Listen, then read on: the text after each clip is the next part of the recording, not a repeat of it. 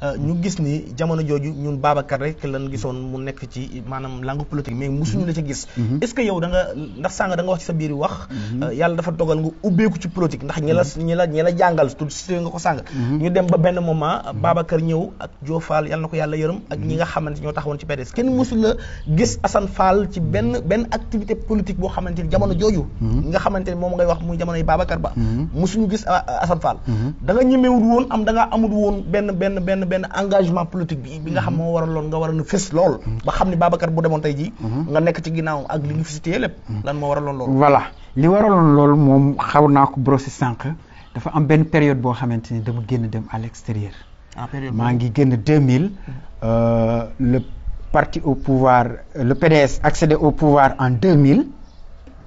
même année bi man fekk na ma génn. bi ma génnee nag léegi le parti démocratique sénégalais jël pouvoir bi au niveau local. 10 ans yi ma fa def moom la Babacar nekk au niveau local maire. loolu moo tax période boobu kenn gisuma ma apparaître sur la scène politique. loolu leer na ndax loolu rek lañ bëggoon sagam Babacar yëngal na gis ñu Assane Fall nga fekkoon nga génnoon loolu moom la ci soxla woon. kon maa ngi wax rek Xombol point ñu ngi noonu ñu ngi nii suñu frère Talla Fall mi ngi ci internet bi ak ñi nga xamante ni ñëpp ñu ngi ñuy suivre Ibrahima Ndiaye ñu ngi leen di yéen ñëpp au passage di leen wax ni Xombol point mi ngi noonu ñu dalal tey suñu grand suñu xarit muy Assane Fall. Assane bi nga jógee ci PDS ci kan nga dal. waaw bi mu jógee ci PDS tamit kooku histoire la boo xamante ni dina may neex trop ma koy relater parce que bi ma jógee à l'extérieur dikk dugaat dans l'enseignement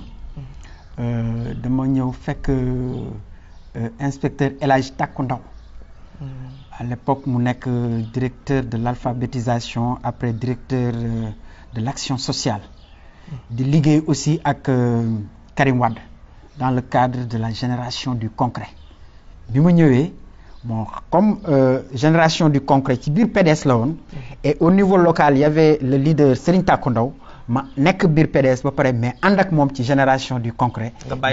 di ko jàppale waaw parce que boobu Babacar mi ngi nekk ci période boo xamante ni waa am na ñaari mandat bon boobu waa Xombol ñu ngi commencé di ko neel nga daw rek voilà ñaari mandat voilà fekk na mu dem tafu fële voilà ma daw dem tafu ci El Hadj Takku Ndaw alors pour ñu jàppale ko voilà loolu moo tax bi ma ñëwee ñu ànd nekk ci génération du concret bi ma ñëwee ànd ak El Hadj Takku Ndaw ñu nekk génération du concret di xeex ak Yatma Ndiaye maa ngi koy saluer au passage mu nekk aussi xale boo xamante ni bu am avenir la ci politique ñoo ngi koy suivre di ko ñaanal yàlla jàppale ko dëgëral tànkam moom tamit vraiment ku baax la alors bi ñu koy jàppale noonu ñu dem élection alors ci le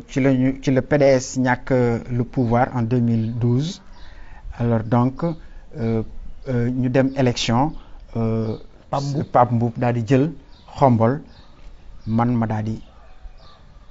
suspendre sumay activité politique nga dawaat ñëw dama suspendre instant boobu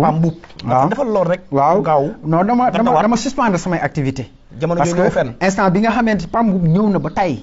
maa ngi wax ci télé bi mais ñëw na ba tey ne ma bëgg naa nga jàppale ma ñëw na ba tey ne ma sama rek ñëwal nga jàpp ci liggéey bi ma ne ko grand wax dëgg yàlla amuñu lenn luñ lay reprocher suñu mag nga te jàmbaar nga am nga aussi gëm-gëm bëgg nga Xombol te yéene nga Xombol jàmm mais dañ fekk ñu nekk ci parti boo xamante ni vraiment mënuñu tëb jóge ci boobu maay parti démocratique sénégalais mënuñu tëb bàyyi ko te loolu la ñu gëm daal xam nga nit ki ak li mu gëm rek boo ko ci bëggee jëlee dina xaw a metti moom mu dem élection comme dem na élection gagné bon dañ koy bàyyi mu gérer